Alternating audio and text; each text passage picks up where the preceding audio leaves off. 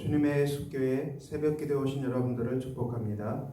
오늘 우리에게 주신 하나님 말씀은 출애굽기 39장 8절 말씀 한 절 읽겠습니다. 그가 또 흉패를 정교하게 짜되 에봇과 같은 모양으로 금실과 청색, 자색, 홍색 실과 가늘게 꼰 배실로 하였으니 아멘. 오늘 출애굽기 39장 1절에서 21절까지 말씀은 대제사장들에 있는 예복을 제작하는 것을 말씀하고 있습니다. 대제사장은 에봇을 만들어 입었습니다. 에봇은 소매가 없이 무릎까지 내려오는 앞치마 같은 모양으로 만들었습니다. 그리고 이제 제사장은 이 에봇 중앙에 흉패를 달았습니다. 흉패는 22.5cm, 네모 반듯하게 에봇 짜는 것과 동일하게 공고하게 짜서 두 겹으로 만든 흉패입니다. 이 흉패에는 보석이 있었습니다. 보석은 본문 말씀처럼 10절 이하에 나옵니다.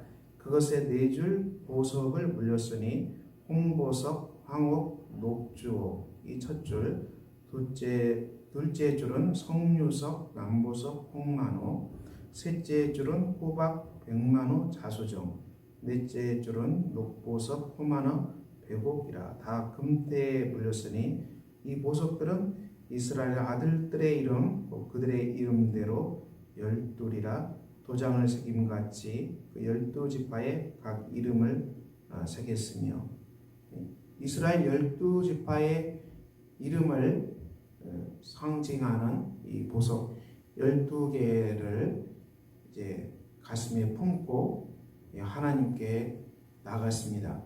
우리는 대제사장의 예복 속에서 두 가지 은혜를 볼 수 있습니다. 첫 번째 은혜는 대제사장이 이스라엘 12지파를 품고 하나님께 나아갔듯이 예수 그리스도께서 온 인류를 품고 하나님께 나아갔습니다.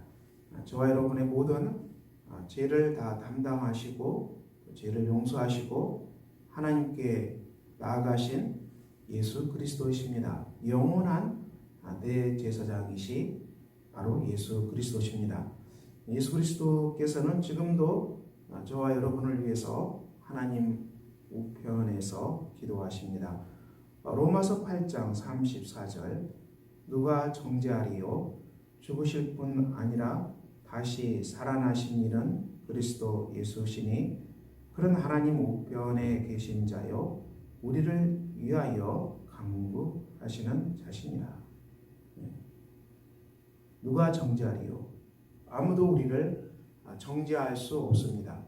그리스도 예수 안에 있는 자에게는 결코 정죄함이 없나니 그리스도 예수 안에 있는 생명의 성령의 법이 우리를 해방하였습니다. 이 말씀대로 예수께서 우리를 모든 죄로부터 해방시켰기 때문에 아무도 우리를 정죄할 수 없습니다. 예수님은 하나님 우편에 계셔서 우리를 위하여서 예수 믿는 우리를 위하여 친히 간구하십니다. 우리를 위해서 기도하시는 대제사장이 계시는데 이분이 바로 그리스도 예수십니다. 우리가 삶에 정말 막막하고 어떻게 기도할지 모르고 또 어떻게 풀어가야 할지 모를 때마다 그리스도께서 친히 우리를 위해서 간구하시고 성령이 탄식하듯이 우리를 위해서 기도하신다고 말씀하셨습니다. 그리스도의 중보 기도가 달마다 넘쳐납니다. 그러므로 우리가 정말 마음이 상하고 공고하고 여러분 기도할 힘도 없이 쓰러졌다고 생각하십니까? 주님이 우리를 위해서 기도하십니다. 이 험한 바닥에서 쓰러져서 어찌할 바를 모를 때 그리스도께서 우리를 위해서 기도하심으로 우리가 하나님의 능력을 힘입어서 다시 살아나게 하시고 다시 일어나 걷게 하실 것입니다.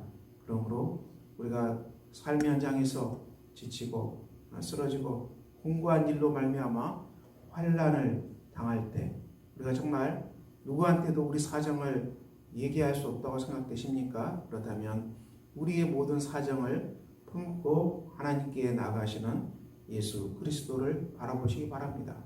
예수 그리스도께서 친히 우리를 위해서 기도하시고 우리를 위해서 중보하십니다. 우리를 위해서 기도하시는 예수 그리스도가 계십니다. 우리가 그리스도를 구세주로 영접하고 그리스도를 믿는 사람이므로 주님이 오늘도 우리를 위해서 기도하시고 하나님께서 그리스도의 기도를 들으시고 우리를 정말 삶의 험한 속에서 우리를 건져 주실 것입니다. 두 번째로 오늘 말씀에서 우리가 받아야 될 은혜는 무엇이겠습니까? 대제사장이 이 흉패 안에 12개의 보석을 달고 하나님께 나갔습니다. 이스라엘 12지파를 말씀하고 있습니다. 오늘 예수 믿는 신약 성경에서 예수 믿는 저와 여러분은 누굽니까? 베드로전서 2장 9절 너희는 택하신 족속 왕같은 제사장들 거룩한 나라 그의 소유가 된 백성이니 이는 너희를 어두운 데서 불러내어 그의 기이한 빛에 들어가게 하신 이의 아름다운 덕을 선포하게 하려 하심이라. 사도 베드로는 베드로서 2장 9절에서 우리가 하나님으로부터 택함 받은 족속이다. 그리고 우리는 하나님으로부터 왕 같은 제사장들이고 거룩한 나라이라고 이렇게 선포하고 있는데요. 우리가 왕 같은 제사장들이기 때문에 우리가 삶 속에서 만나는 많은 사람들을 우리가 하나님께로 데려갈 책임을 갖고 있는 사람들입니다.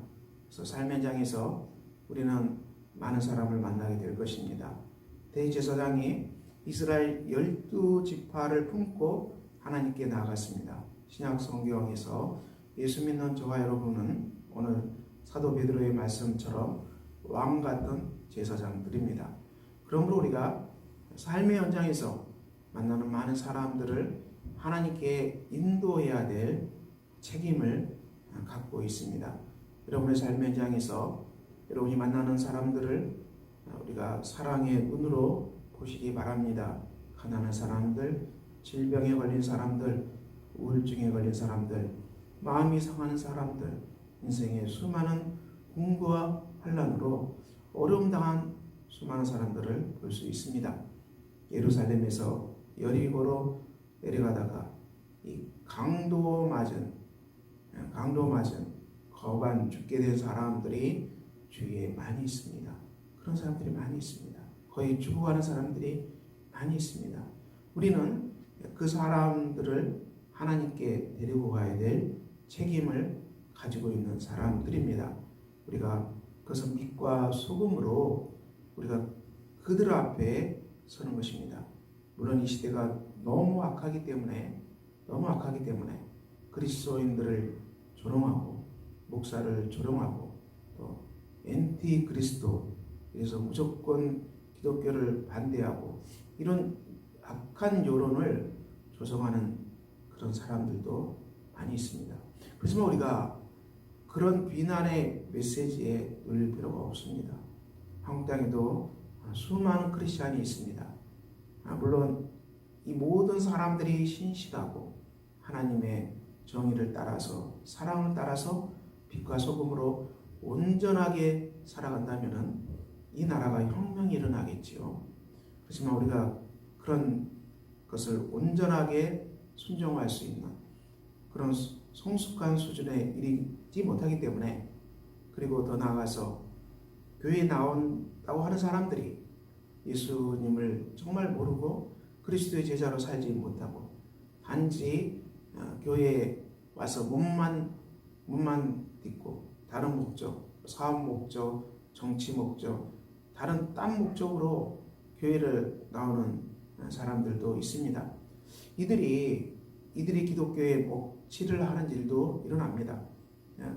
예수를 믿는다는 이 모양만 가지고 있지 실제 그 사람은 예수를 믿지 않는 사람들이죠. 이런 사람들이 예수의 이름에 먹칠을 하고 또 그리스도인의 이름에 먹칠을 하는 사람들입니다. 이런 사람들이 자꾸 사회에서 해악을 끼치면 기독교가 욕을 얻어먹고요. 이런 사람 때문에 크리스찬들이 또 욕을 얻어먹습니다. 그래서 이 땅에 이 예수 믿는 사람들의 정말 참된 모습을 알지 못하고 그들을 욕하고 비난하고 또 이런 여론들도 많이 있습니다. 그렇지만 우리가 하나님의 눈으로 바라봅시다.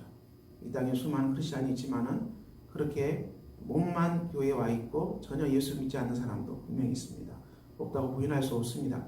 정치적 목적, 사회적 목적, 또 경제적 목적으로 들어와 있는 딴 목적으로 들어와 있는 사람도 있습니다.